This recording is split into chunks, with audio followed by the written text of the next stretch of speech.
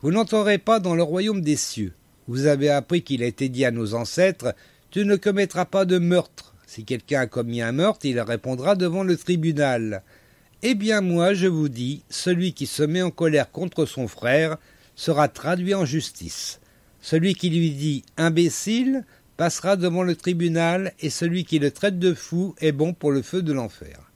Alors, dans la Sommeur, c'est marqué « imbécile ». Dans la plupart des traductions, ils gardent le terme hébreu qui est « raka », si mes souvenirs sont bons. Voilà, je le précise parce que bon... Ah non, dans ma Bible, c'est marqué raka. Ben oui, mais ça veut dire imbécile. Bon, voilà. Donc la Sommeur a simplement marqué imbécile. Voilà, puis du coup, on arrive à la pause. Oh, non, faut que je lise parce que c'est jusqu'au 24, donc on va lire les 23 et 24. Si donc au moment de présenter ton offrande devant l'autel, tu te souviens que ton frère a quelque chose contre toi, laisse là ton offrande devant l'autel et va d'abord te réconcilier avec ton frère. Puis tu reviendras présenter ton offrande. Voilà. Donc la première partie s'arrête là. Et donc du coup, on va écouter la première chanson. Donc chanson d'Étienne Tarnot, que j'apprécie beaucoup personnellement. Et donc ce CD qui s'intitule « Si Noël m'était chanté ». Et le titre que nous allons écouter, c'est « Zaché ». Zaché, c'est pas avec Noël.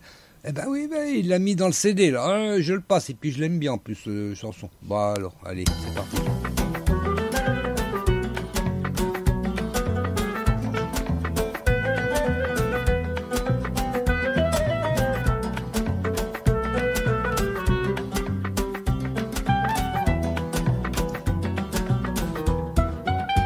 Je suis un abo, moi Zaché, au nid d'Angérico, moi Zaché, collabo, détesté et moqué, collecteur d'impôts, moi Zaché. Du haut d'un sycomore où je me suis juché, et personne ne me voit, je regarde passer la foule, quand soudain passe aussi Jésus, le prophète que la cohue adore. Lui m'a vu.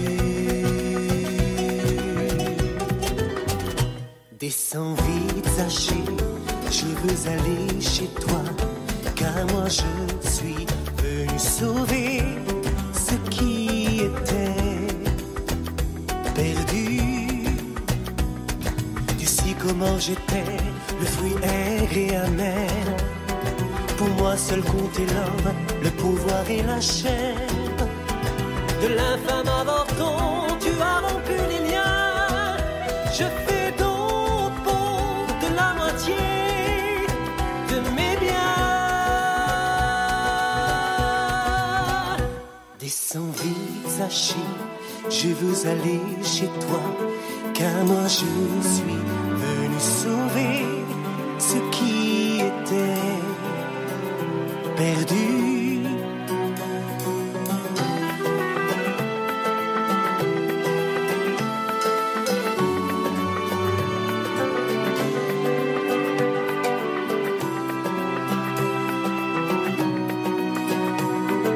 Avec le malhonnête argent, je veux me faire des amis pour qu'ils plaident ma cause et qu'ils sauvent ma vie au jour du jugement.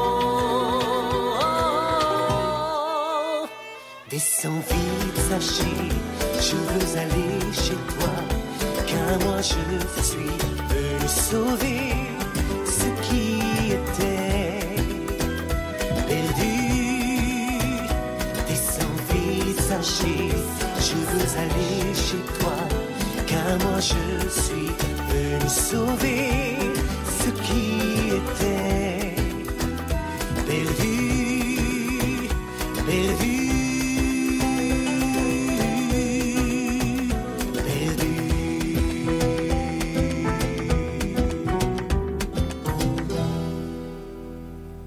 Étienne Tarnot, Zaché, si Noël m'était compté.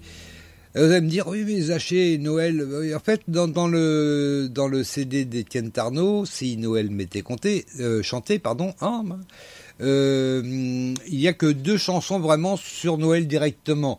Mais disons que Étienne Tarnot utilise Noël pour finalement faire un résumé de la Bible, des évangiles, hein, on va dire. Parce qu'il parle de Cana, il parle de beaucoup de choses. Donc finalement, c'est vrai que Noël, on devrait fêter aussi l'évangile en lui-même. Pas que la naissance de Jésus, mais l'évangile dans son entier, puisque quelque part, Noël, c'est l'évangile. J'ai vu que le temps est passé très vite pour cette première partie, donc est-ce qu'on aura le temps d'écouter 3 morceaux de Si Noël m'était chanté? Je ne sais pas, on va bien voir. Sur ça, on va revoir d'abord la question de Peu trop de l'Éternel. Martinette, elle cherche, hein? Ah ben oui, elle cherche. Je ne sais pas si elle a trouvé, mais bon, on va voir. Alors, combien de fenêtres? Je rappelle la question. Combien de fenêtres l'arche de Noé avait-elle? 1, 2, 3 ou 4? Les twittos, 44% ont répondu 1, 28% 4, et entre les deux, donc 17% ont répondu 2 et 11% 3. Alors 44% pour 1, 28% pour 4. Les autres, bon, je les compte pas. Allez. Alors, qui a raison? On saura ça à la fin de l'émission. Voilà. T'as trouvé, Martinette? Je suis en train. Je suis en train, bon. Ah, c'est vrai que bon, si on tombe pas vraiment sur le verset, c'est vrai que c'est pas facile quand même. Allez, sur ce, on va écouter la deuxième partie du chapitre 5 de l'évangile de Matthieu.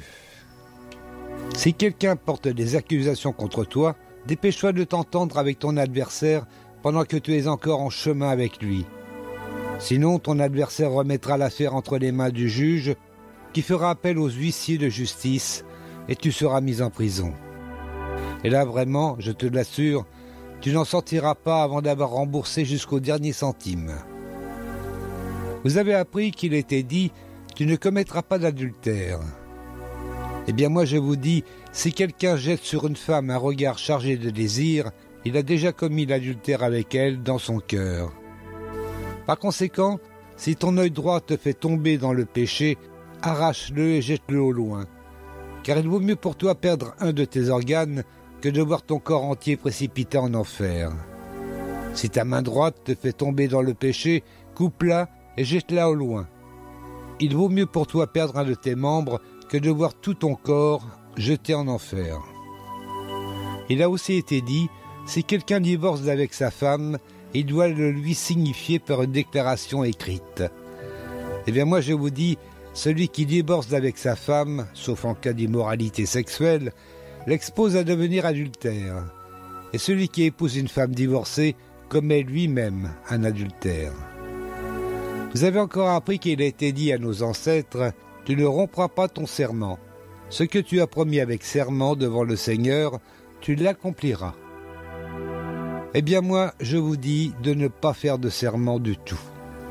Ne dites pas « je le jure par le ciel », car le ciel, c'est le trône de Dieu. Ou « j'en prends la terre à témoin », car elle est l'escabeau où Dieu pose ses pieds.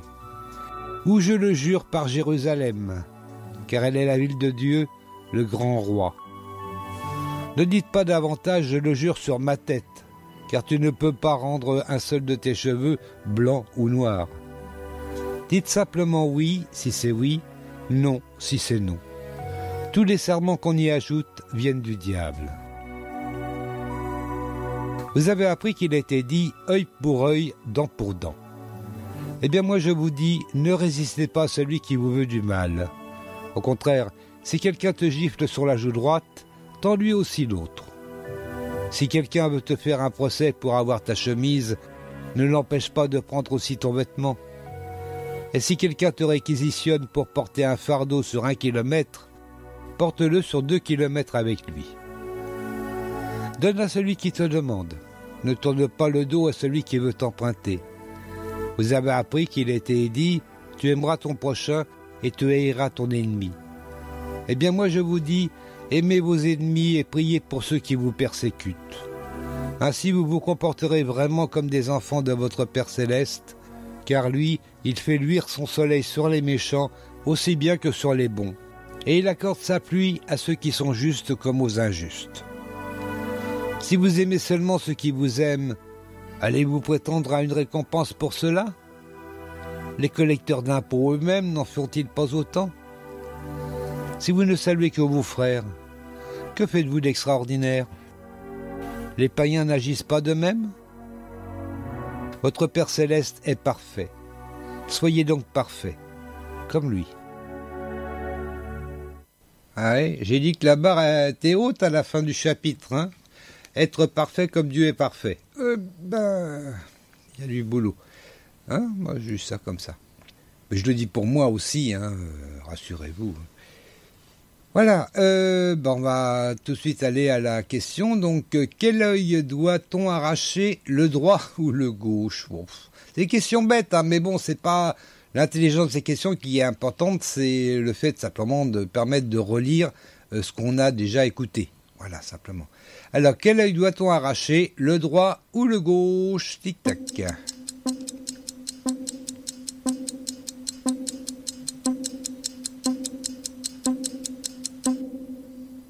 Droit. Le droit, bah ouais.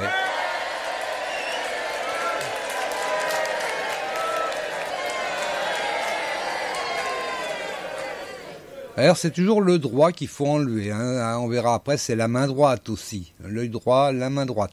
Alors pourquoi le droit? Peut-être parce que... Alors est-ce que l'œil droit est meilleur que l'œil gauche? Je ne sais pas du tout. Bon, la main droite, c'est sûr que pour les droitiers, c'est mieux. Pour les gauchers, ils s'en fichent un petit peu. Alors je ne sais pas. Mais bon, c'est toujours le droit. Bon, on va lire ça, c'est au verset 29. J'y vais tout de suite. Bon, je récupère ma page, voilà.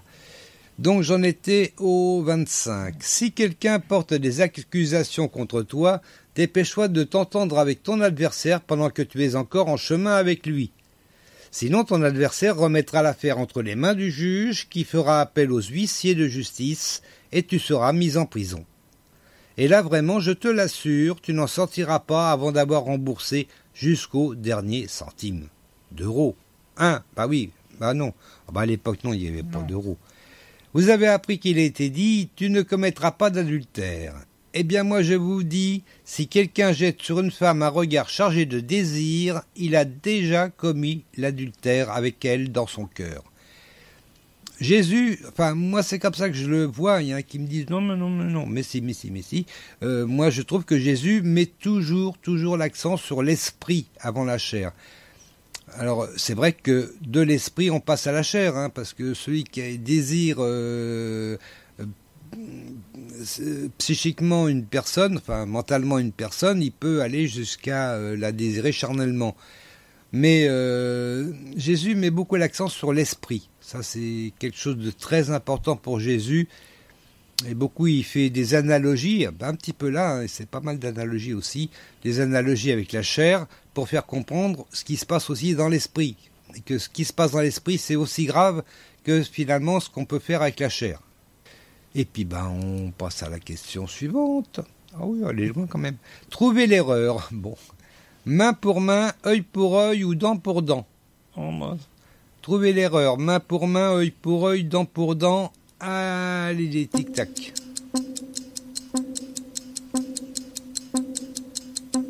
Ah non, j'ai oublié une question. Tu la diras après.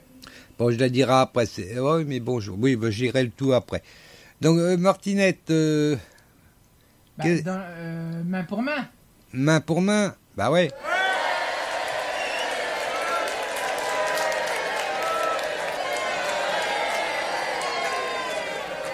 Bon, du coup, je vais poser la question oubliée maintenant. Peut-on faire des serments, oui ou non? Il y a eu une prédication samedi, juste avant l'enregistrement de l'émission, qui justement tablait là-dessus d'ailleurs. C'était bien. Peut-on faire des serments, oui ou non? Allez, tic-tac.